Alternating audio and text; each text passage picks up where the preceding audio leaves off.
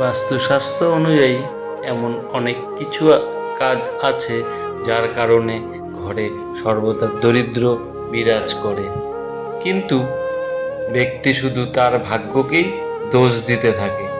বন্ধুরা, হিন্দু ধর্মে মা লক্ষ্মীকে সম্পদের দেবী মনে করা হয়। বন্ধুরা, আপনারা যদি জীবনে ধন সম্পদ অর্জন করতে চান, তাহলে সম্পদের দেবী মা লক্ষ্মীকে খুশি করার ধর্মে খুবই জরুরি। বন্ধুরা, কথিত আছে যে কোনো ব্যক্তি যদি দেবী লক্ষ্মীকে খুশি করতে সফল হয়, তিনি তার জীবনে কখনো আর্থিক সংক্রান্ত সম্মুখীন হন না।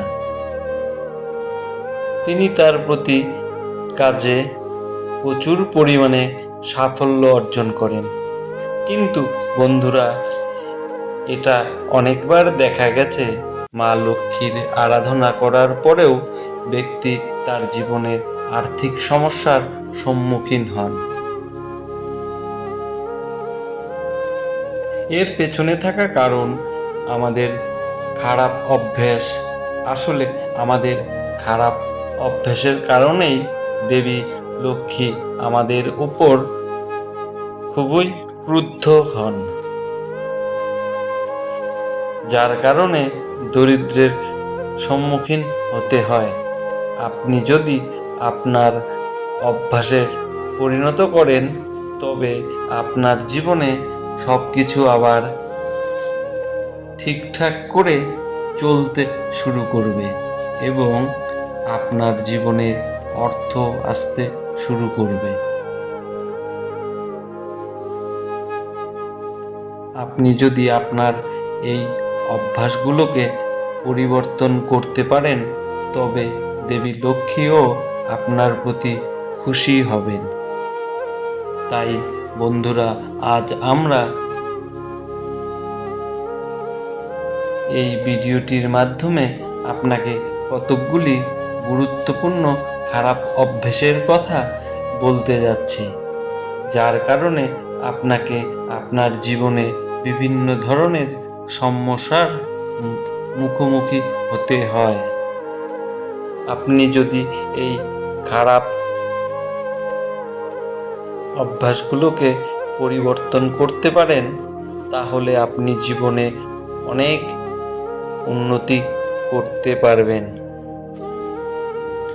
তাহলে আসুন বন্ধুরা, জেনে নেই ঘরের দরিদ্রের প্রধান কারণগুলি কি কি। দেরি করে ঘুম থেকে ওঠা। বন্ধুরা, এমনটা বিশ্বাস করা হয় যে ঘরের মানুষ সকালে দেরি করে ঘুম থেকে ওঠে, মা লক্ষ্মী এমন লোকেদের ওপর রেগে যান। তাই খুব ভোরে ঘুম থেকে উঠে স্নান সেরে সমস্ত দেবদেবীর পূজা করার চেষ্টা করুন।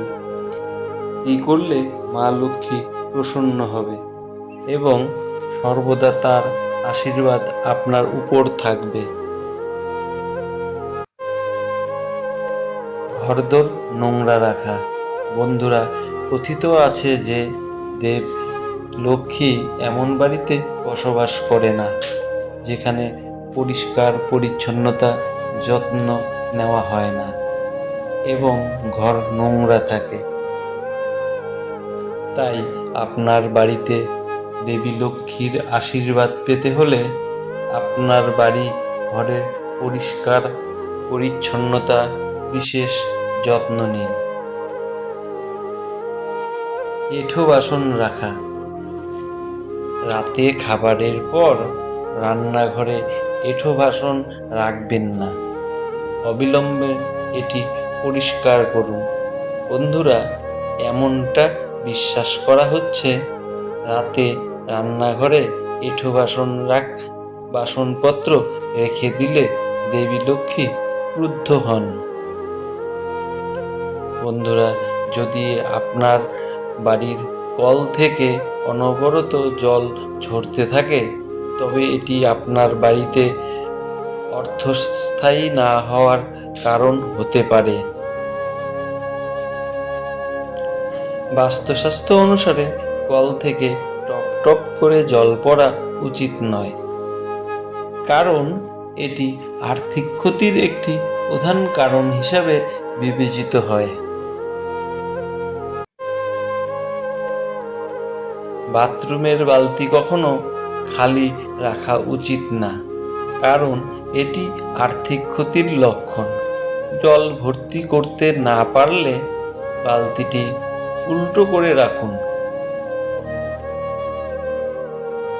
স্নানের জায়গায় পেচ্ছাপ করবেন না। আপনি যদি জেনে বা অজান্তে স্নানের জায়গায় পেচ্ছাপ করে, তাহলে এটিও আপনারা আর্থিক ক্ষতির কারণ হতে পারে। ভাঙা পাত্র ব্যবহার করা। ভাঙা পাত্রে খাবার খাওয়া উচিত নয়, এতে আপনার পরিবারের অন্ন সংকট আসতে পারে। আত্মীয়দের সাথে খারাপ ব্যবহার করা। বন্ধুরা, এমন অনেকেই আছেন যাদের আত্মীয়দের সাথে ভালো সম্পর্ক নেই, কিন্তু স্বাস্থ্য অনুযায়ী আত্মীয়দের সাথে খারাপ ব্যবহার করা উচিত নয়। হিন্দু ধর্মে বুধবার গণেশকে নিবেদিত। এদিন গণেশ আরাধনা করলে শুভ ফল লাভ করা যায়। শাস্ত্র অনুযায়ী গণেশ বিঘ্নহর্তা, ব্যক্তির সমস্ত দুঃখ কষ্ট দুর্ভোগ দূর করেন গণপতি। গণেশকে দুষ্ট করার একটি সহজ উপায় সম্পর্কে শাস্ত্রে উল্লেখ রয়েছে। বুধবার পুজোর পর এই স্তব জপ করলে শুভ ফল পেতে পারেন। গণেশের আশীর্বাদে এক এক করে সমস্ত সমস্যা দূর হয়। সংকট নাশক গণেশ স্রোত পাঠের নিয়ম ও এই স্রোত সম্পর্কে বিস্তারিত জানুন। নারদ পুরাণে উল্লেখ রয়েছে এই স্রোতের সংকট নাশন গণেশ স্রোত সম্পর্কে নারদ পুরাণে বর্ণনা পাওয়া যায়। কথিত আছে, একদা নারদ সংকটপূর্ণ হয়ে পড়েন। সে সময় শিবের নির্দেশে নারদ সংকটনাশক গণেশ স্রোত রচনা করেন। এই স্রোতের প্রভাবে বিঘ্নহর্তা গণেশ তার সমস্ত দুর্ভোগ দূর করেন। তারপর থেকেই সংকটনাশক গণেশ স্রোত পাঠ করা হয়ে আসছে। তো বন্ধুরা, ভিডিওটি আজ এই পর্যন্তই। ভিডিওটি ভালো লাগলে লাইক অবশ্যই করবেন এবং কমেন্ট করতে ভুলবেন না। ধন্যবাদ।